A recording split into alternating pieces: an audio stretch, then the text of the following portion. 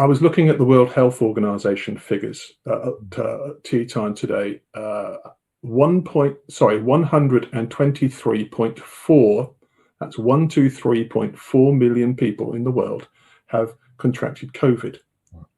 2.7 million people have died. How can an all-loving God, who Christians also believe is all-powerful, allow human suffering on such a dreadful scale? No theoretical answer to this has ever really worked. That has to be said honestly right at the beginning. And for people right in the middle of suffering, they don't want theology, they don't want theories. So how do we cope with it? First of all, God has made a world in which all kinds of different streams and strands of causation are at work, different streams of cause and effect.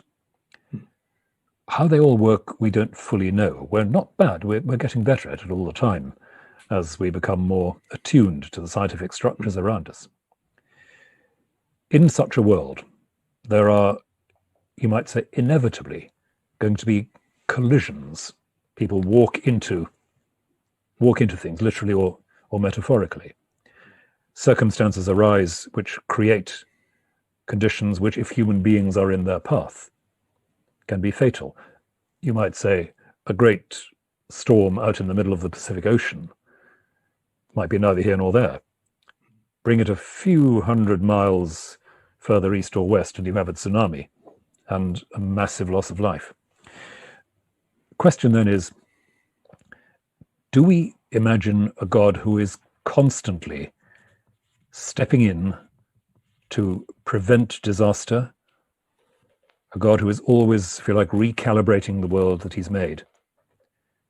And at what point is there a sort of cutoff where God says, well, that's a bit too minor for me to adjust or to avoid? So I don't know the answer, but I start there by thinking, well, God has made this kind of world, and God, in what some people would call his humility, has stepped back to say, this world has to work itself out, has to work according to its own rules and regularities. But then the next thing is that God does not leave the world without his presence, without his action, but it's an action that constantly comes through what he's made. And part of that action, coming really to the business of tonight, part of that action is our own prayer. We are told that if we try to open our hearts and minds to God, we are making ourselves a little bit of a channel for God to make a difference. And that's why I think the answer to, if there is ever an answer to this appalling question, is somewhere in that area. It's also something to do with us. We are trying to make a path for God's action to come into whatever circumstances we're praying about, make a path into the heart of the tragedy and the terror that's around us. And we may not have a theory, but we have a calling. Yeah. But Rowan, you like me as a pastor have come face to face with human tragedy and suffering, and you have been with people in times of severe personal crisis, and people have prayed. They've prayed for healing, if not for themselves, then they have prayed for healing for their child, for a loved one, and that loved one has died, and yet somebody else's child has survived. These are ugly realities of life. And sometimes the prayer is not answered, their faith, their hopes are dashed. And again, I bring you back to the fact that you describe God as loving. Now, why does God, have you said I'm hearing you say that actually sometimes we have a part to play in answering prayer.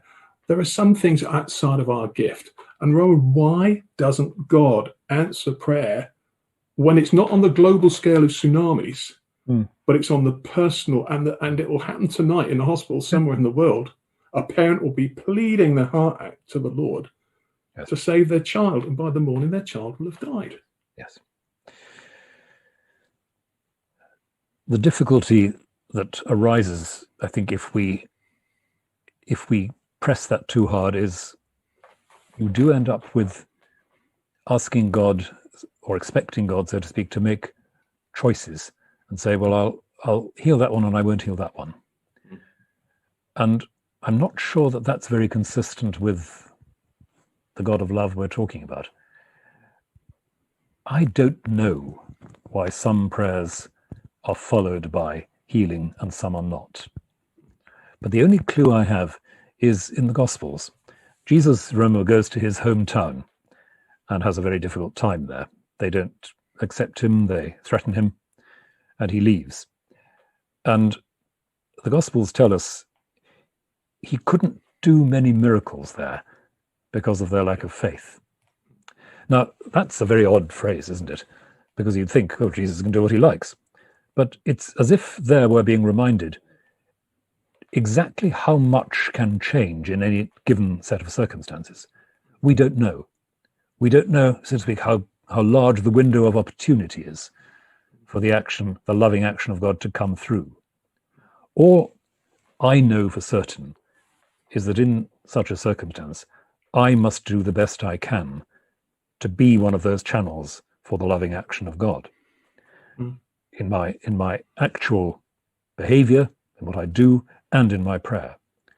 Whether that is enough to change the whole circumstance, I don't know. I never know how much difference is made, but I know I have to do it.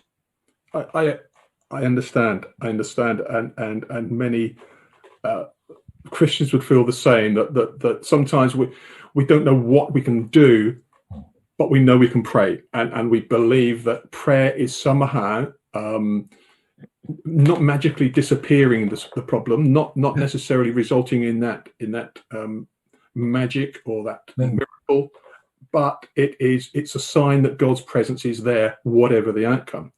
But yes, and I think very often what people will to some extent understand in those circumstances is if your own willingness to be alongside them becomes a sign for them that God is alongside them, that they're not forgotten, they're not alone. It's not everything, but it's not nothing. No, indeed.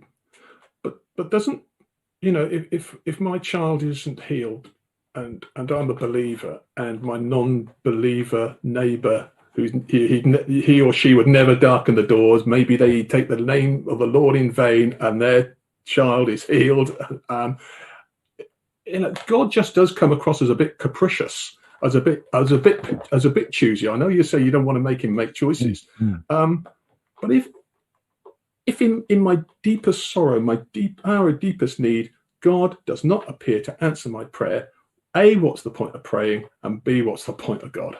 Mm-hmm.